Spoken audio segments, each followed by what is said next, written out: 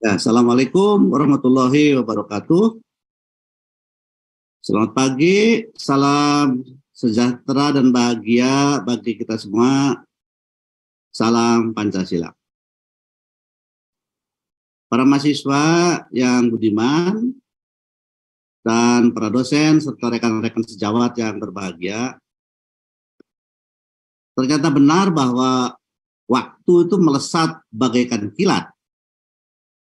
Serasa tidur lelap, begitu terjaga mendadak Desember sekarang ini.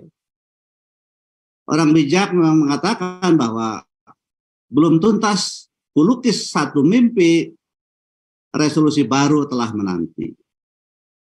Tak sempat menoleh ke masa lalu, masa depan sudah harus disamsong.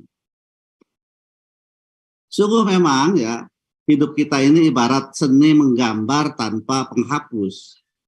Setiap gambar mereka menjejak perziarahan manusia menuju pelabuhan sakral.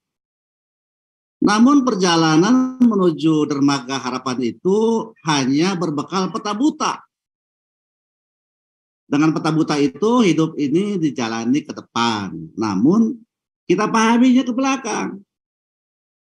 Setiap penghujung tahun ya seperti sekarang ini para mahasiswa dan hadirin, kita dapat menengok gambar hidup kita yang tampak dalam hasil akhir lukisan itu tak selalu sesuai dengan bayangan ya saat kita melakukan keberangkatan.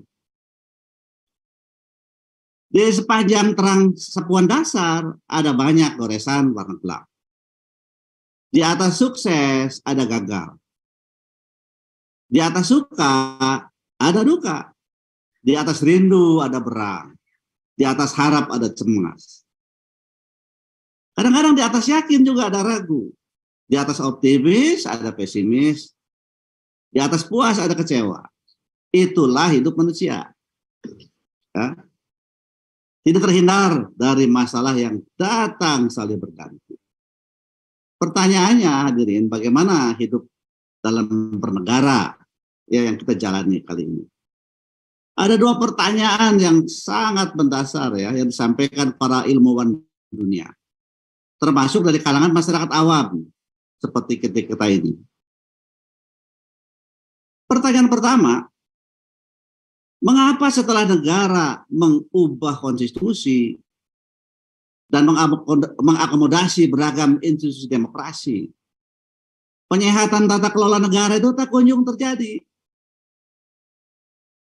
Pertanyaan kedua, mengapa juga setelah negara mengeluarkan begitu banyak uang untuk menstimulasi perkembangan ekonomi, kemakmuran rakyat tak banyak meningkat?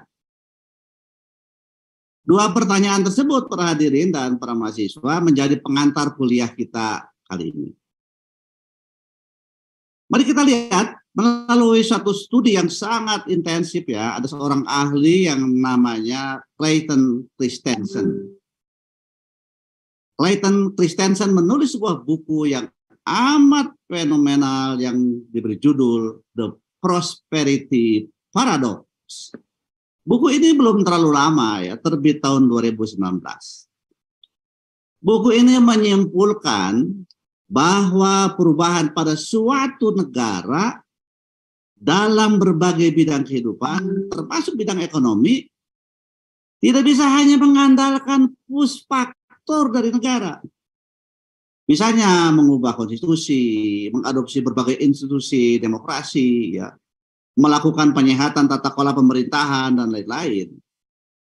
Melainkan kata dia juga harus mengikuti pull faktor dari dinamika pasar dan pengalaman komunitas masyarakat negara yang bersangkutan. Apa artinya? Artinya adalah tata kelola tak bisa asal meniru model atau teori dari luar, melainkan harus merefleksikan nilai budaya yang tumbuh melalui pengalaman bekerja sama ya dalam meraih tujuan bersama yang telah terbukti efektif dan berhasil di masa lalu. Pertanyaan lanjutannya, bagaimana dengan pengalaman Indonesia selama ini? Apakah benar tata kelola tak bisa asal meniru model atau teori dari luar? Kita ambil kasus negara kita sendiri yang mengikuti teori modernisasi dalam proses pembangunan nasional. Barangkali kita paham sejak zaman Orde Baru, teori yang dipakai dalam pembangunan nasional kita menggunakan teori modernisasi. Hadirin yang berbahagia dan para mahasiswa yang budiman, teori ini menjelaskan bahwa kemiskinan disebabkan oleh faktor di dalam negeri negara yang bersangkutan. Oleh karena itu, untuk keluar dari kemiskinan, maka persoalan di dalam negeri masing-masing negara lah yang harus dibenahi dulu. Itu tesis dari teori modernisasi. Dalam konteks Indonesia, teori modernisasi menemui banyak kritik. Salah satu kritik yang paling santer adalah mengenai penekanan pada faktor ekonomi. Salah satunya mengatakan bahwa pembangunan yang ditawarkan oleh negara maju itu tidak lain adalah perpanjangan tangan kapitalisme untuk menciptakan pasar di negara berkembang seperti kita Indonesia. Para mahasiswa yang budiman dan hadirin yang berbahagia, kelemahan dari teori modernisasi mendorong munculnya teori yang kedua yang kita kenal sebagai teori dependensi. Teori ini dan lebih banyak mempersoalkan faktor eksternal sebagai penyebab terjadinya kemiskinan di negara tertentu, termasuk pada umumnya di negara-negara yang sedang berkembang. Kemiskinan lebih banyak dilihat sebagai akibat bekerjanya kekuatan luar yang menyebabkan negara gagal dalam melakukan pembangunan. Teori ini yang bersifat strukturalis ini menolak jawaban dari teori modernisasi. Oleh karena itu makanya pembagian kerja secara internasional justru mengakibatkan keterbelakangan bagi negara-negara pertanian, ya, terutama negara-negara yang berada di belahan bumi selatan yang kita kenal sebagai negara berkembang. Selanjutnya muncul pertanyaan, apakah teori dependensi dapat menanggulangi persoalan kemiskinan di negara berkembang? Teori tersebut meskipun sudah berpijak pada paradigma yang berbeda, dianggap juga belum mampu menjawab tantangan zaman. Pertanyaannya adalah, apakah ada paradigma baru yang lebih baik yang bisa kita laksanakan dalam pembangunan nasional, terutama di negara kita? Teori dependensi memang meskipun sudah berpijak pada paradigma yang berbeda dibandingkan dengan teori modernisasi, dianggap belum mampu menjawab persoalan kemiskinan di negara-negara berkembang, termasuk di negara kita Indonesia. Kenapa? Hal ini disebabkan masih bertumpu pada apa yang disebut dengan pertumbuhan, di mana arahnya itu linear, ya, yang harus dilalui untuk mencapai modernisasi. Hal ini melupakan pembangunan manusia seutuhnya, yang sebenarnya merupakan kaidah yang kita pahami dari filsafat Pancasila, bahwa pembangunan nasional itu adalah membangun manusia Indonesia seutuhnya, bukan hanya bidang ekonomi, bukan hanya teknologi. Oleh karena itu teori dependensi memang telah mampu ya menjadi cikal bakal semangat pembebasan ini. Namun masih tetap dianggap belum mampu sepenuhnya menciptakan sebuah paradigma alternatif. Para hadirin dan para mahasiswa yang budiman, teori dependensi berpihak ya pada tradisi kritis yang merupakan aspek teknis dalam proses pembangunan itu sendiri. Keadaan ini mendorong munculnya paradigma alternatif yang berpijak pada pemberdayaan. Ini sebetulnya bersumber pada nilai-nilai dasar negara kita Pancasila. Sebuah alternatif nilai barat beserta metode pembangunannya dengan kondisi real masyarakat non-barat termasuk kita Indonesia. Dalam paradigma baru, ya, pembangunan tidak lagi ditentukan oleh pemegang kekuasaan negara. Ya, perlu diingat, dalam paradigma baru pembangunan itu tidak melulu ditentukan oleh pemegang kekuasaan negara. Pemberdayaan menjadi tujuan utama dari proses pembangunan. Pemberdayaan yang dalam bahasa Inggris disebut empowerment itu berasal dari kata power atau kekuasaan yang merujuk pada pengertian pemberian kekuasaan kepada individu dan masyarakat untuk menentukan arah perkembangan dirinya. Bukankah itu sebetulnya jadi kiblat kita setelah kita mengubah konstitusi kita? Bahwa sekarang itu kedaulatan berada di tangan rakyat dan dilaksanakan menurut Undang-Undang Dasar. Inilah salah satu bentuk empowerment dalam satu bentuk alternatif teori pembangunan baru di negara kita Indonesia. Oleh karena itu tidak ada lagi universalitas nilai yang ditunjukkan bagi masyarakat. Masing-masing individu berkuasa sepenuhnya akan perkembangan dirinya sendiri. Disinilah konsep pemberdayaan sering disandingkan dengan pendekatan partisipatif.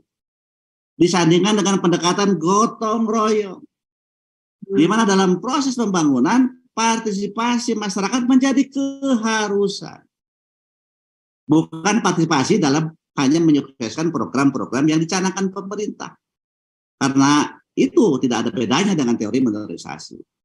Namun lebih pada partisipasi untuk menentukan arah pembangunan. Partisipasi untuk menentukan bagaimana kebutuhan komunitas dengan jalan gotong royong. Partisipasi untuk menghasilkan hasil-hasil pembangunan yang lebih merata dengan prinsip gotong royong. Inilah sebetulnya prinsip-prinsip dari nilai-nilai genuin Pancasila, di mana rakyat berdaya tidak selalu mengandalkan kehadiran pemerintah, sebab keberdayaan sudah berada di tangan rakyat, dan individu maupun komunitas harus memiliki kemandirian melalui apa yang kita namakan sebagai media gotong royong. Para hadirin dan para mahasiswa yang budiman, apa simpulan yang dapat kita petik? Dari uraian tadi kita dapat memetik simpulan sebagai berikut. Kemakmuran itu tak bisa diraih dengan hanya mengandalkan program negara untuk mengalokasikan aneka sumber daya bagi kaum miskin. Mengapa? Karena menjadi bangsa yang makmur atau prosper itu beda dengan menjadi bangsa yang kaya atau rich. Sejumlah negara di dunia bisa jadi kaya hanya karena memiliki 1-2 sumber daya alam yang berlimpah, misalnya minyak, gas. Namun kekayaan seperti itu tidak bisa berkelanjutan dan tak bisa mendorong mobilitas vertikal antar generasi secara luas. Untuk menjadi negara makmur atau prosper, suatu perekonomian itu harus bisa menciptakan nilai tambah secara berkelanjutan. Yang bisa meluaskan mobilitas vertikal secara lebih inklusif. Dengan demikian, lokomotif kemakmuran itu sebenarnya terletak pada usahawan inovator, kepada anak-anak muda yang menjadi pengusaha entrepreneur yang inovator, kepada generasi-generasi milenial yang memulai mendalami usaha-usaha ekonomi yang kreatif, yang bisa mengembangkan inovasi teknologi yang dapat menciptakan pasar baru. Di dalam bahasa Inggris disebut market creating innovation.